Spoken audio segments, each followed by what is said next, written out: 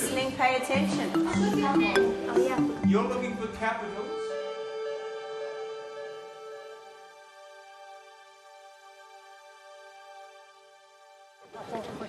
At Pimlico School, South London, teaching consultant John Bayley spending a week helping staff improve their teaching. Most of his work is with people who need help, but sometimes he comes across a teacher who has something to teach him. Amy Alexander's from Queensland in Australia and has been teaching science for 5 years, the last 2 in Pimlico. This morning she has Year 7, just 3 weeks into their first term at secondary school.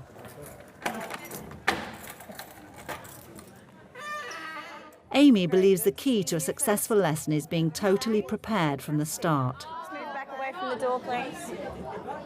I like to be organised. I mean, with a school like this where there's behaviour challenges, you need to be free to manage behaviour at all times. You can't have your back turned and still be writing on the board.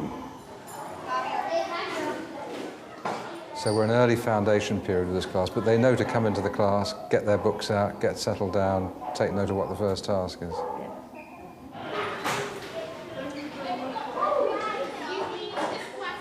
That was a nightmare with the books. They're just getting used to that. They've been here only 3 weeks, so they're still getting trained.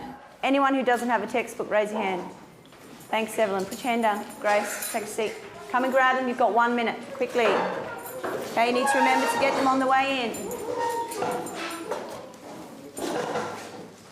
All right, hands up. Who can tell me what number 2 is? Who can tell me what number 2 is for today? You've copied the date, copied the title and the aim. Massey, thank you for raising your hand. Excellent.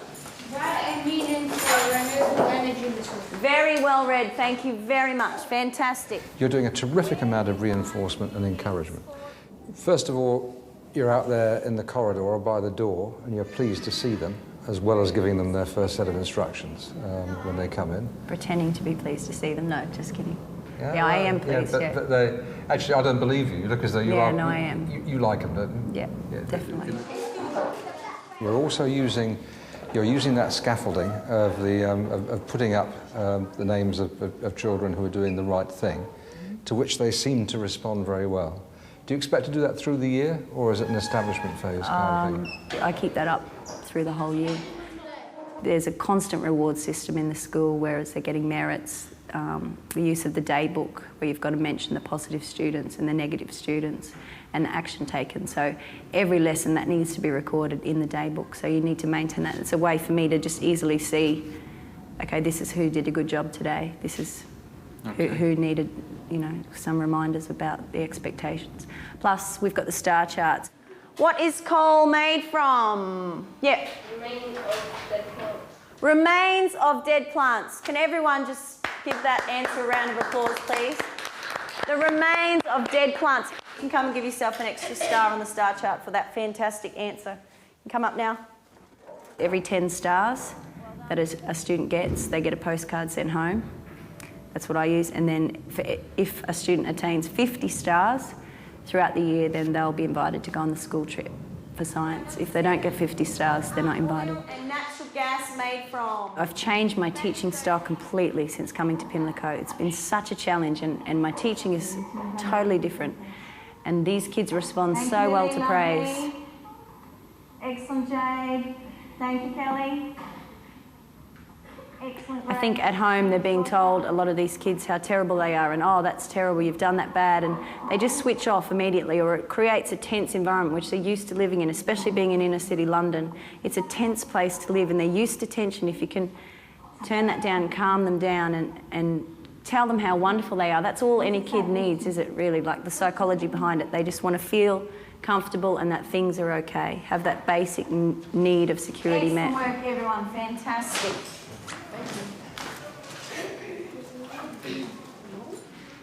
Thanks for raising your hand, Grace. Yeah. John's struck by Amy's unusual colour-coded lesson plan. Yes, please. That's your keyword. The keyword's in green. Grace has asked about copying down the green word. All the keywords go in green, always. Please write down. Why are the keywords written in green? Why have you got work on the board in different colours? Okay, I've only been doing that for a couple of months, just before summer break. If you break it down into colours, then they know exactly what to do. So every lesson I'm doing the exact same thing. Green is the keywords, black is the work that they have to write down in their books, they copy. Blue is an instruction, do what it says, don't write it down, do what it says. And red is just other information, homework or anything. And they get used to that and it becomes easier. And I always start off with the easy things first. Everyone can write the date, title and aims. It's copying. My 5-year-old sister can do that. It doesn't matter what ability you are. Everyone can copy off the board. It takes some kids longer, of course, but that's okay. So the kids who are extended or extension kids who get through the first task quickly can move on to the extension work. They're not held up. And I find with Key Stage 3 mixed ability classes, I have to do it that way. It's the only way I can manage. Where will I find the meanings for the key words, Jade? Glossary. In the glossary, excellent. Where do I find the glossary? Latif? At the back pages Of what? of the book. Very good, excellent. At the very back pages of the book, of your textbooks. Okay, got another minute? Let's just crack on to the quiz, because I'd like you to talk me through the quiz and what's happening there. All right, back of the book, 10 quick questions on your own. They're going to be energy questions, because that's what we're learning about, to see how much you can remember from our last few lessons. All right, each question once and once only, so listening, pay attention. Excellent, Abdul, thank you. All right, question number 1. Name the 5 action energy types, and I'll give you a clue on the board. If you have a look up here if you can't remember.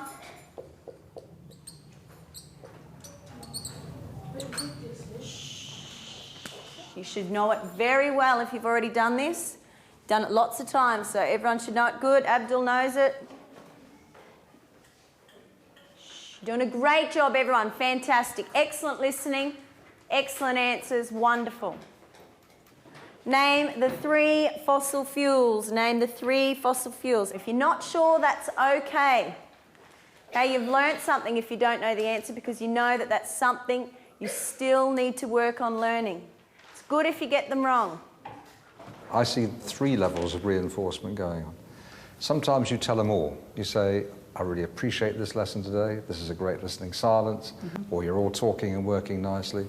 So as a group, they can all swell with pride. And then a really good answer, you'll encourage a burst of applause from the rest of the children. Secondly, you might praise individuals for their work. So it's either good answer, John, or good job, or I appreciate the fact that you're sitting quietly, whatever it might be. Well done, Jason. Brilliant. You're on to that. Remember And then those. you also have a pretty intimate mode too, don't you? Sometimes you'll come up really quiet to a child and say, in a very low voice, I'd like to see what you're doing here, well done, and so on. Okay, your work looks lovely, it's fantastic. Where did you learn it? I've just learnt it from being here at Pimlico. Evelyn, is this your seat?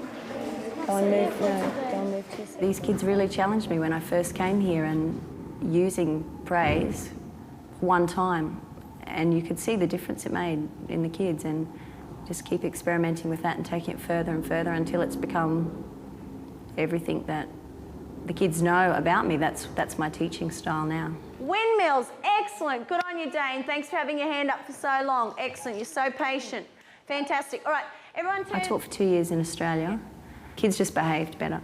But here, I've had to use that praise system for just the simplest things like coming into the room, sitting down, all of those behaviours, whereas at home I would never have congratulated a kid for that. But I have to here in order to get them to learn. Thank you, Lily. Lovely. So that's praise for convergent behaviours. Then there's encouragement for divergent behaviours, like I produce a new idea. And instead of saying, clever boy, John, what a nice new idea, you say, yeah, that's great, you're using your imagination. Can you apply your imagination to this? If a kid gives an answer that's not straightforward, and it's a different answer, they've used their imagination, they're thinking outside the square, that's a skill that needs to be encouraged, of course. It's like a higher order thinking process, isn't it? All right, some people have already finished reading page 106 and 107. That's fantastic. If you're not, if you're not quite as fast at reading, that's fine. Take more time. We've still got plenty of time yet. Read over it carefully. If you have finished, you can move on to number 5. It's on the board. No. Oh, what are you doing? I need to go back and do it again. That's fine. That's an excellent answer. All right, the 5 renewable energy resources, please. Hands up. So who found the 5? Jason, please. Wind turbine. Wind turbines is 1. Excellent. Tick that if you had wind. That's great. Wind. By asking them those questions, that gets them back on task. If you've had them reading for a little while, you know, that's something where they're focused on the book, but they lose interest quite quickly. You've got to keep them moving. So if you can draw the attention back again and bring them all together, you've lost a few from the reading task, they're off task, then, okay, interrupt the reading, or wait a few minutes, interrupt the reading, ask those questions. Yeah, like you said, you find out what level they're at. Hydroelectric. Very well read. Hydroelectric.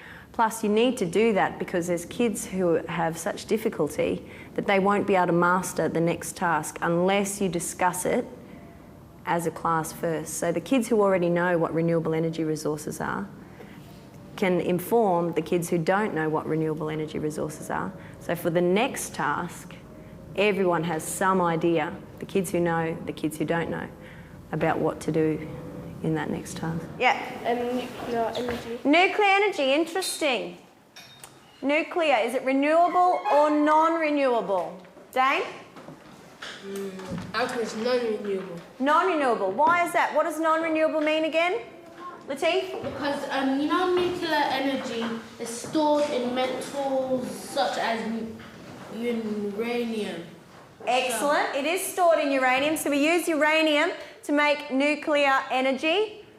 What does that mean? What might happen one day? Jason, you are so fantastic. Super duper scientist. Hand up first every time. I'm going to ask someone else though. Thank you. William. There'll be no more. Excellent, William. There's going to be no more metal. One day it's going to run out. So uranium is a non-renewable energy resource. One more. Who knows it? Dane. Moving water. That's hydroelectric. Good man. Excellent. You're right. You're absolutely correct. The last one, Saoirse? Is it biomass? Biomass is the 5th one. Biomass. I'm still ascertaining the levels of these kids. I've only been teaching them for 3 weeks. Biomass. So I'm given Year 6 SATs scores for every student for science, English, maths. I'm given a reading age for each student. And myself, for personal information, I make up a sheet with the kids that's got all about me, and they tell me their favourite colours, favourite foods, favourite music, favourite learning styles, and I offer them a range to choose from. I like videos, I like writing off the board, I like reading, I like ICT, I like drawing. You can determine their needs a lot easier if you know where they come from, where they live, what it's like where they live. Amy clearly puts a huge amount of time and effort into every lesson. But can she keep it going? I'm using less energy by focusing on the positive. It encourages me as well, it comes back to me, than focusing on the negative. Yeah, the pace is fast, but I know I use much less energy than I would if it was a noisy, crazy, mad classroom.